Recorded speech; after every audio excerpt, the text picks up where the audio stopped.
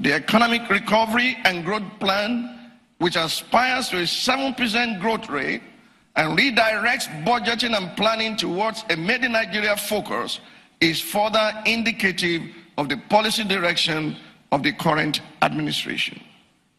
On corruption, we have seen some progress in the anti-corruption war, with the relevant agencies recently extending the fight to elements within the judiciary suspected to have been major impediments to the successful prosecution of the war.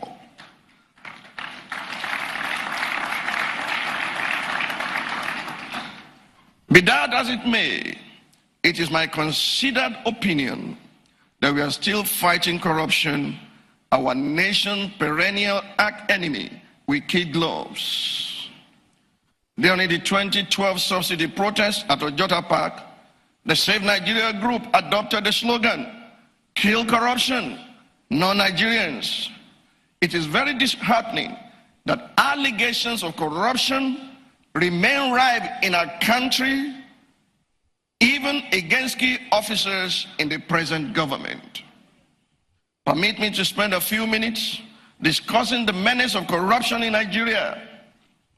In my search for solutions to our ingrained corruption, I recently came across the Singapore model of fighting and conquering corruption in a book by Jonathan Tepperman titled "The Fix: How Nations Survive and Thrive in a World in Decline."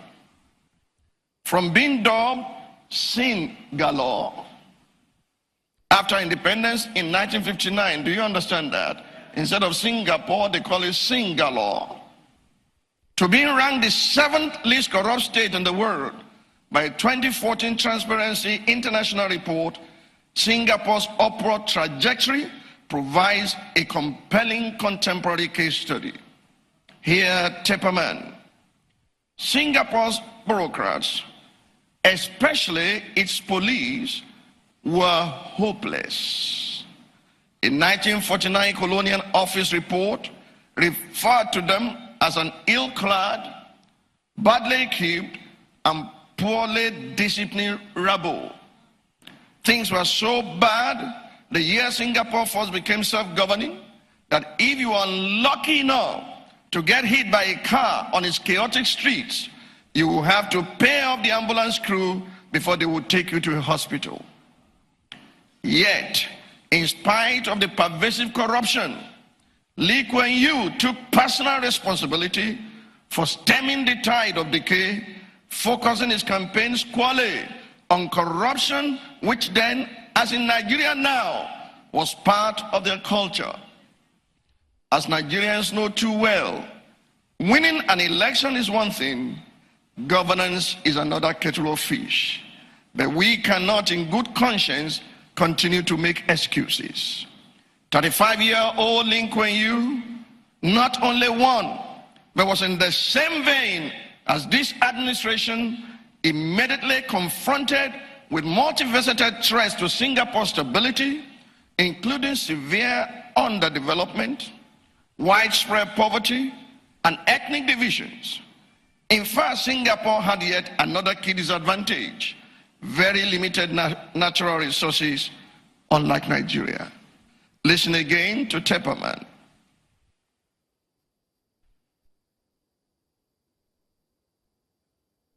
Rather than lament these circumstances, Lee Kuan Yew realized that they offered him a tremendous opportunity.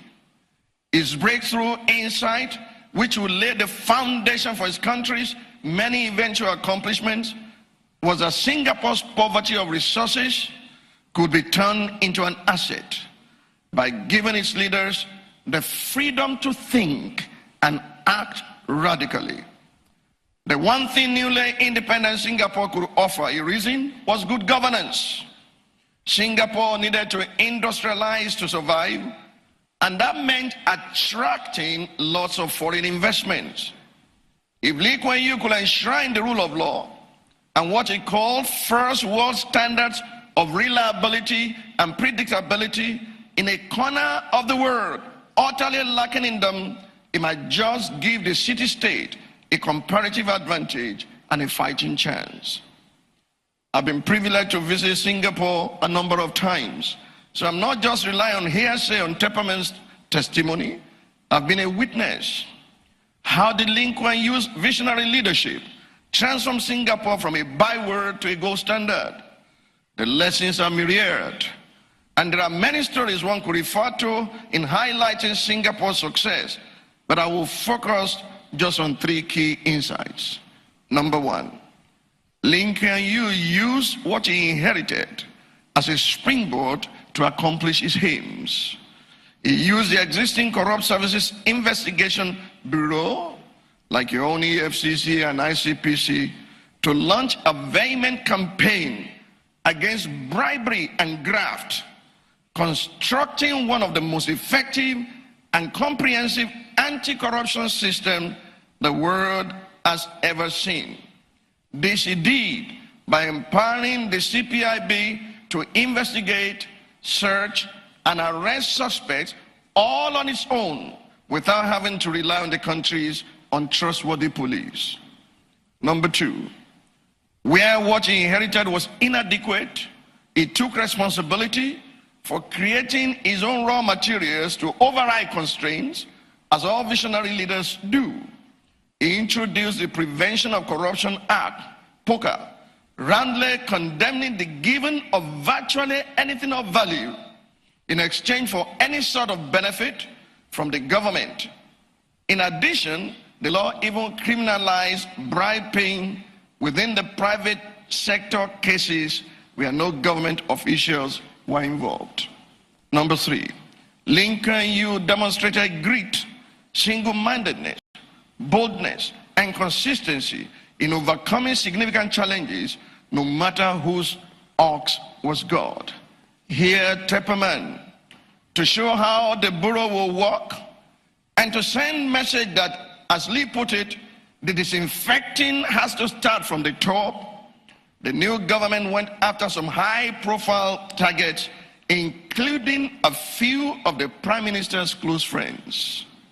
Furthermore, Lee Kuan Yew was completely incorruptible and chose people who are incorruptible.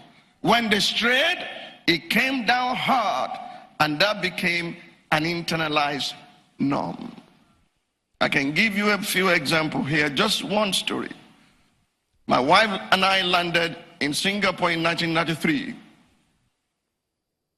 There was a bellman that helped us to take our boxes, our suitcases, and carry them outside and loaded them in our car.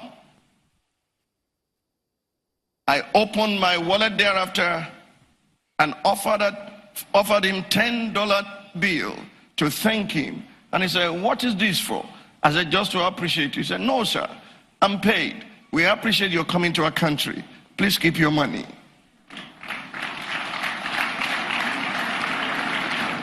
We got to the hotel. We got to the hotel in the evening of that day. We went to the Chinese restaurant within the hotel to eat. We finished eating. They passed the bill to me. I paid the bill and then put just a little tip on top. I'd forgotten my former experience when we just arrived.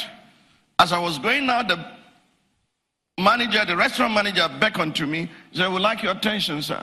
You overpaid." I said, "No, the rest is just a tip." And he said, "Didn't you read the caption under? Tips are not accepted here." I took my money, I went to the room, and I told my wife, I said, "You know what? I don't think this is serious." So I took $100 bill, $50 bill, $20 bill, and just scattered them all over my room and went for the church service. I came back. The cleaner had packed my money and left a note. "I've reported this matter to the reception. Please keep your money." They are 90% or 95% Buddhists. They don't call Jesus and Muhammad every second, but they have integrity in financial matters.